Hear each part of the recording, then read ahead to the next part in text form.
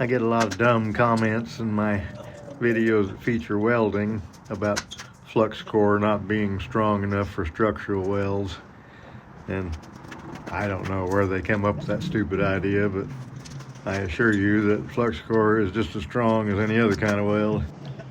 Now, one of the things I do to make extra money is build sign frames like you see at strip malls and stuff. And this one's 6 foot wide and 14 feet tall, 3 feet deep.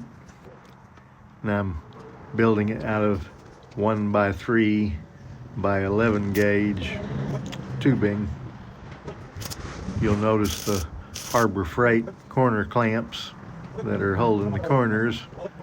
One of them broke and dropped on the floor, and it broke in half, so that's the level of quality that you expect.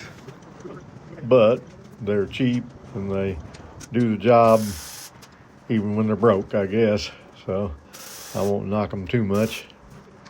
And the first thing I do is make sure that after I tack it that it's still square, and in this case it's not, so we'll have to do a little kicking and tapping and get it squared up, and that's just part of the game.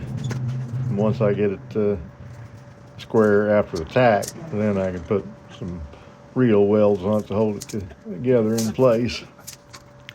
Now, I'm not saying that I would want to consider my welds good enough for the space shuttle or an airplane or something like that, but for this only got to be able to withstand, wind. I'm not talking about tornadoes. I don't think anybody's welds can withstand tornadoes, but I guarantee you, 40, 50, 80 mile an hour wind blowing on it ain't gonna break none of these welds. As you can see, I'm crawling around on the floor, which ain't no fun, but man's gotta do what man's gotta do. I don't have any brain defects or anything, so the government ain't gonna give me money to buy my baloney. By the end of the day, here, and my knees and back are gonna be plenty sore. But we won't worry about all that. Now I'm welding the outside corners, and that'll make it pretty rigid to weld. I'm welding the top corner and the outside corners, and then we'll flip it over and do the other side. Now, this metal ain't real thick or anything, but it is pretty heavy for an old man, so the more stuff I weld onto it, the heavier it gets. Hope I don't spring a hernia or something like that working on it.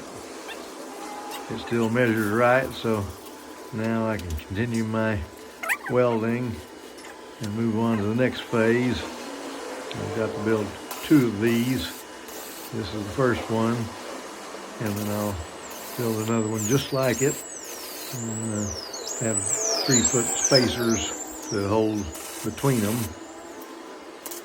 And then I'll be welding in some crossbars that hold in the lights. If this is a fancy one, it's got like aluminum light frames that are pretty fancy that go between or on each side of the rack. Now here we are on the next day, and the thing's coming together. I'm putting these corner things on, not necessarily as a reinforcement, but as a stop to keep the aluminum light racks from going through. And they're 3 inches also. They should fit right inside these outer frames. Now this one's upside down. It'll flip over to weld to those uprights from the bottom rack. And then he's got a crane to lift it up and lower it down over the support pole on site. So anyhow, that's my second job, sign making. So please touch my like thingy and share my shizzle and subscribe, damn it!